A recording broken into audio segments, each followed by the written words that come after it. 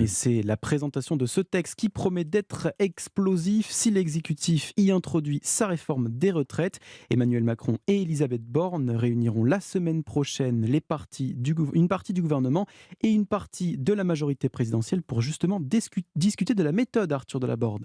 Oui, Emmanuel Macron temporise et veut montrer qu'il consulte. Cette réunion permettra de faire le point sur la nécessité et les enjeux de cette réforme des retraites, explique l'Élysée. Le Palais souligne que l'objectif est qu'elle soit adoptée coûte que coûte à l'été 2023. Mais pour le moment, plusieurs options sont encore sur la table, que ce soit un texte autonome d'ici le début de l'année prochaine ou un simple amendement d'ici Noël. Cette seconde hypothèse était jusqu'ici privilégiée, mais les critiques au sein même de sa majorité ces derniers jours ont fini par faire hésiter le chef de l'État.